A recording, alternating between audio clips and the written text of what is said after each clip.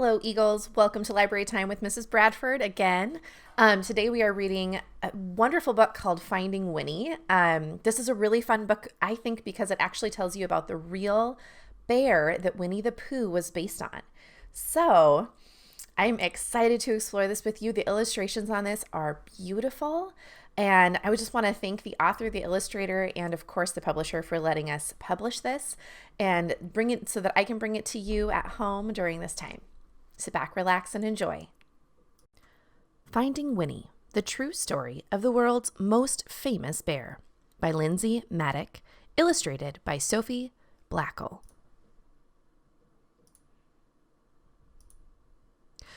Could you tell me a story? Asked Cole. It's awfully late. It was long past dark and time to be asleep. What kind of story? You know, a true one about a bear. We cuddled up close. I'll do my best. A very long time ago, about 100 years before you were born, there was a veterinarian who lived in Winnipeg. His name was Harry Colborne. A vegetarian? Asked Cole. Bear doesn't like vegetables. A veterinarian. It means an animal doctor. I know that, Cole said. That's what I'm going to be when I'm big. If a horse had the hiccups or a cow had a cough, Harry knew how to make them feel just right. Harry's hands were never cold, even in Winnipeg, where winters were so frosty that icicles grow on the insides of your nose. That was just the kind of doctor he was. But a day came when Harry had to say goodbye to Winnipeg. There was a war far, far away, beyond the end of the country, and on the other side of the ocean, and he was going to help. He would be caring for the soldiers' horses. Harry rode east on a train full of other soldiers. He leaned his head against the window, watching the land scroll by, wondering what it would be like to be so far away from home. The train rolled right through dinner and over the sunset and around 10 o'clock and into a nap and out the next day, until it stopped at a place called White River. Harry decided to stretch his legs. On the train platform was a man on the bench with a baby. A baby, said Cole, annoyed. A baby bear. A cub. Harry stopped. It's not every day that you see a bear cub at a train station. That bear has lost its mother, he thought, and that man must be the trapper who got her. What do trappers do? Asked Cole. It's what trappers don't do. They don't raise bears. Raise them? You know, I said. Love them. Harry thought for a long time. Then he said to himself, there is something special about that bear. He felt inside his pocket and said, I shouldn't. He paced back and forth and said, I can't. Then his heart made up its mind, and he walked up to the trapper and said, I'll give you $20 for that bear. Is $20 a lot? Asked Cole. Back then, I said, even more than a lot. Captain Colborne, said the colonel on the train as the little bear sniffed at his knees, we are on a journey of 1,000 miles heading into the thick of battle, and you propose to bring this most dangerous creature? Bear stood straight up on her hind legs as if to salute the colonel. The colonel stopped speaking at once, and then, in a quite different tone, he said, Oh, hello. The men of Harry's regiment squeezed by to have a look. I've decided to name her Winnipeg, Harry told them, so we'll never be far from home. Winnie, for short.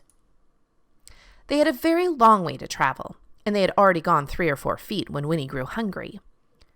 What do bears eat? The men wondered. What don't they eat? Said Harry. Vegetables, Cole reminded me. Winnie ate vegetables, I said. She ate everything except onions. They brought her carrots and potatoes and apples and tomatoes and eggs and beans and bread and ton of fish and some slop in a dish, but Winnie was still hungry.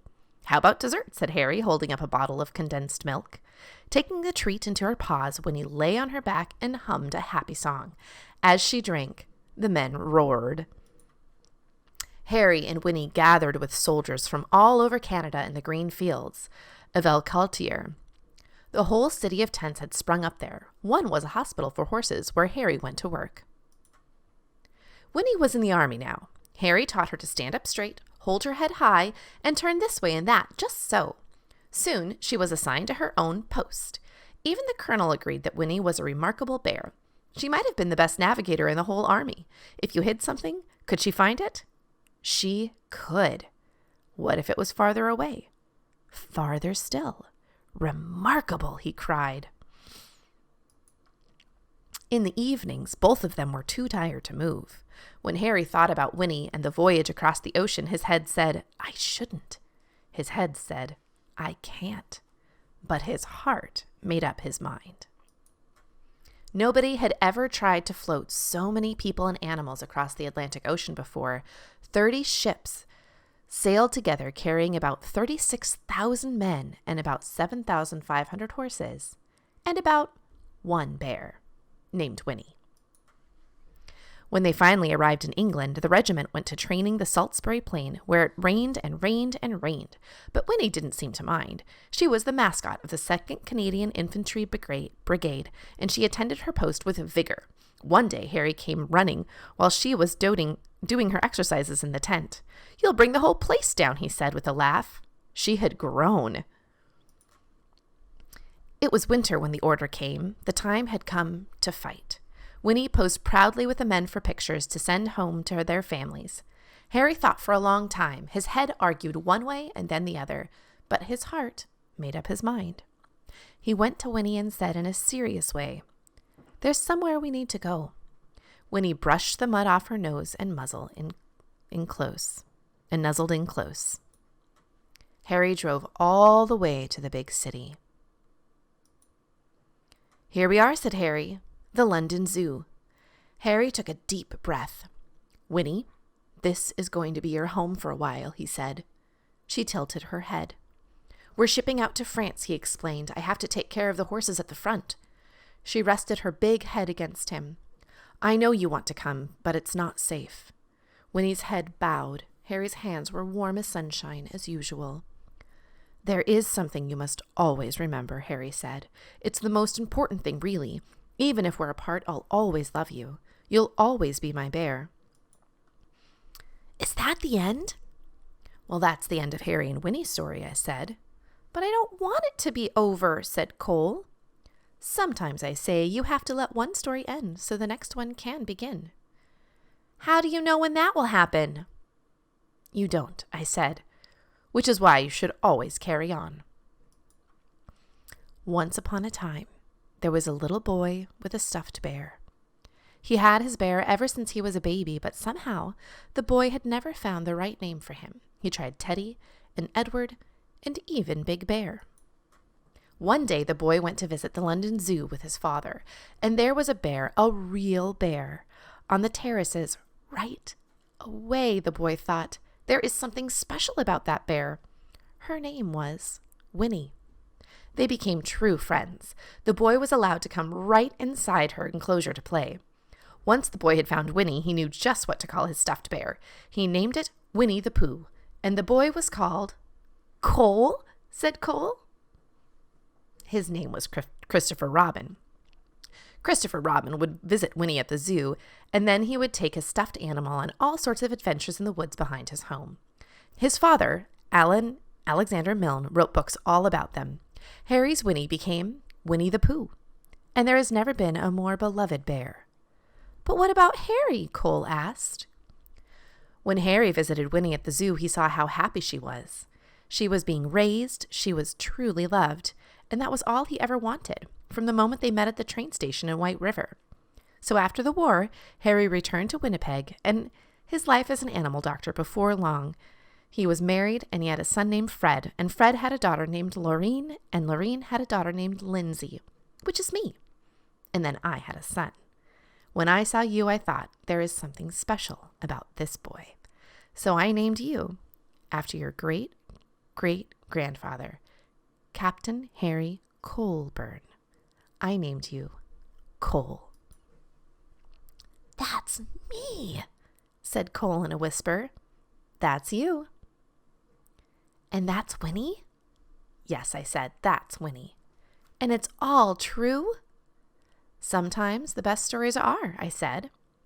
Cole's eyes grew big, and he said nothing for a long time. Then he hugged his own bear close and let out a yawn that reached far away, and they both turned over and fell asleep.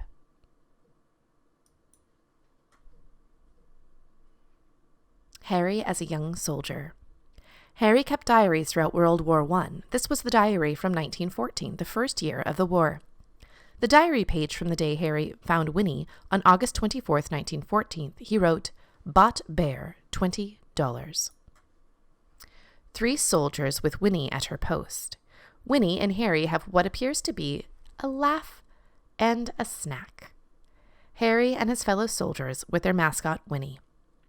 This picture of Winnie and Harry inspired the statues that now stand in Winnipeg and London. The statue in Winnipeg was unveiled in 1992. This photo was taken of Winnie and Christopher Robin in 1925 at the zoo after they became friends. Christopher Robin's father, A.A. Milne, watches them play from above. This official animal record card shows that Winnie began her stay at London Zoo on December 9th, 1914. Lindsay and Cole in 2013. We knew there was something special about this boy.